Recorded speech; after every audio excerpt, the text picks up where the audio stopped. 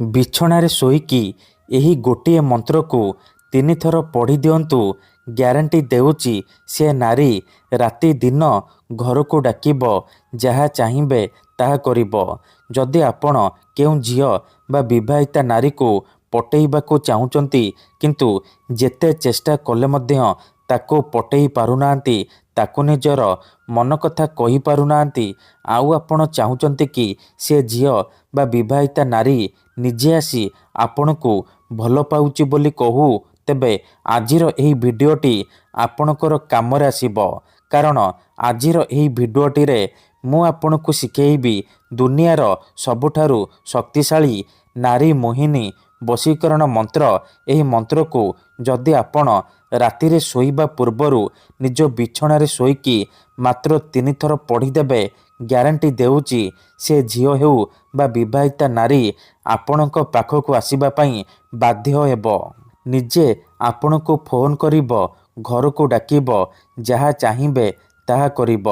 ନମସ୍କାର ଫ୍ରେଣ୍ଡସ୍, ଓଡ଼ିଆ ଫଣ୍ଡା ଚ୍ୟାନେଲକୁ ଆପଣମାନଙ୍କୁ ସ୍ୱାଗତ। ଆଜିର ଏହି ଭିଡ଼ିଓଟିରେ ମୁଁ ଆପଣଙ୍କୁ ଶିଖେଇବି ଆପଣ କିପରି ସୁନ୍ଦରୀ ଝିଅକୁ ପଟେଇ ପାରିବେ, ସୁନ୍ଦରୀ ପଡ଼ିଶା ଘର ଭାଉଜକୁ ପଟେଇ ପାରିବେ, ତାଠାରୁ ନିଜର ମନ ମୁତାବକ କାମ ହାସଲ କରିପାରିବେ। ଏହି ବଶୀକରଣ ଏତେ ଶକ୍ତିଶାଳୀ କି ଯିଏ ବି ଏହାକୁ କରିଛି ସଫଳ ହେଇଛି, ନିଜ ପସନ୍ଦର ସେ ଝିଅ ବା ନାରୀକୁ ପଟେଇ ପାରିଛି। ତେଣୁ ଆପଣ ବି ଗୋଟିଏ ଥର ଏହି ବଶୀକରଣ କରନ୍ତୁ, ତାପରେ ଦେଖିବେ ସେ ଝିଅ ପାଗଳି ପରି ଆପଣଙ୍କୁ ଭଲ ପାଇବ।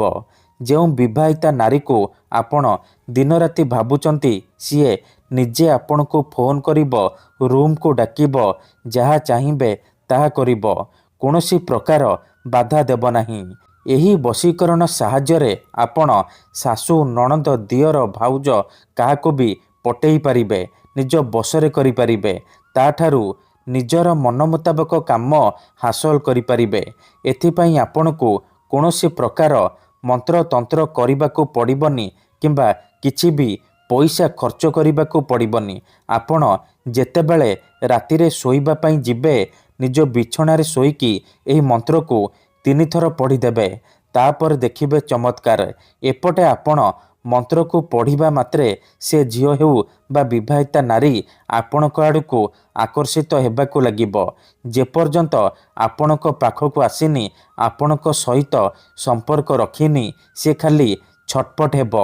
ତେବେ ଏହି ବଶୀକରଣ କରିବା ସବୁଠାରୁ ସହଜ। ଏହାକୁ କେହି ବି ଅତି ସହଜରେ କରିପାରିବେ। ତେଣୁ ଏହି ବଶୀକରଣକୁ ଆପଣ ଭାବିଚିନ୍ତିକି କରିବେ। କୌଣସି ଖରାପ ଉଦ୍ଦେଶ୍ୟ କିମ୍ବା କୌଣସି ଖରାପ କାମ ପାଇଁ ଏହି ବଶୀକରଣ କରିବେନି।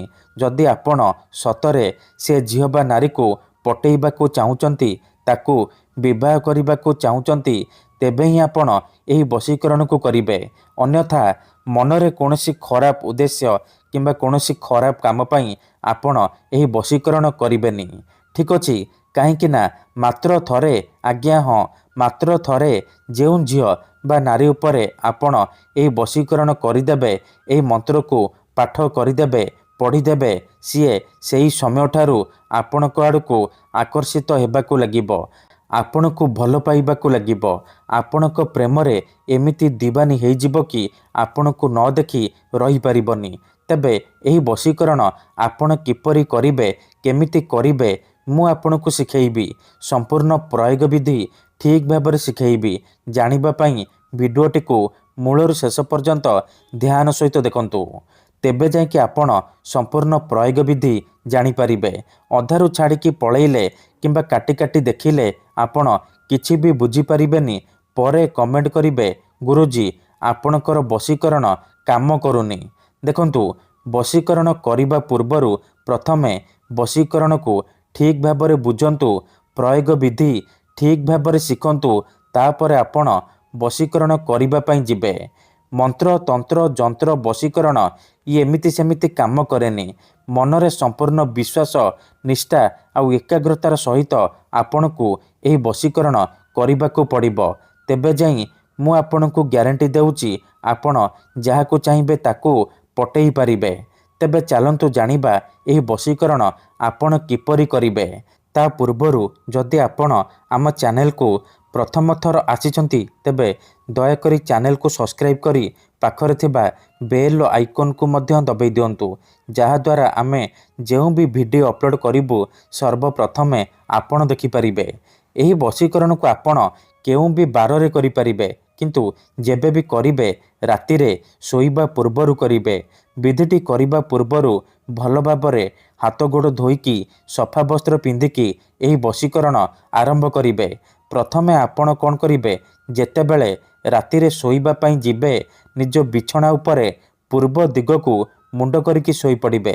ତାପରେ ନିଜର ଡାହାଣ ହାତକୁ ଛାତି ଉପରେ ରଖିବେ ଆଉ ଆଖି ବନ୍ଦ କରିକି ସେଇ ଝିଅ ବା ବିବାହିତା ନାରୀକୁ ମନେ ମନେ ଭାବିବେ, ତାକୁ ମନରେ ଭାବିବେ। ତାପରେ ଏହି ମନ୍ତ୍ରକୁ ମାତ୍ର 3 ଥର ପଢ଼ିବେ। ଓମ୍ ନମଃ କାମାକ୍ଷା ଦେବୀ ଆମୁକଂ ମେ ବଶ୍ୟମ୍ କୁରୁ କୁରୁ ଫଟ୍ ସ୍ୱାହା।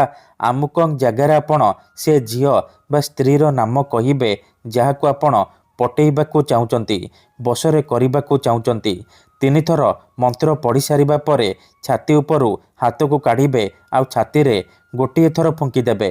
ଏହିପରି ଆପଣ ଲଗାତାର 3 ଦିନ ପର୍ଯ୍ୟନ୍ତ ରାତିରେ ଶୋଇବା ପୂର୍ବରୁ ନିଜ ବିଛଣାରେ ଶୋଇକି କରିବେ। ମନେ ରଖନ୍ତୁ, ପ୍ରଥମ ଦିନରୁ ହିଁ ପ୍ରଭାବ ପଡ଼ିବା ଆରମ୍ଭ ହୋଇଯିବ। ସେ ଝିଅ ହେଉ ବା ବିବାହିତା ନାରୀ ଆପଣଙ୍କ ଆଡ଼କୁ ଆକର୍ଷିତ ହେବାକୁ ଲାଗିବ। ଏହି ବିଧିକୁ ଆପଣ ଅଧାରୁ ଛାଡ଼ିବେନି।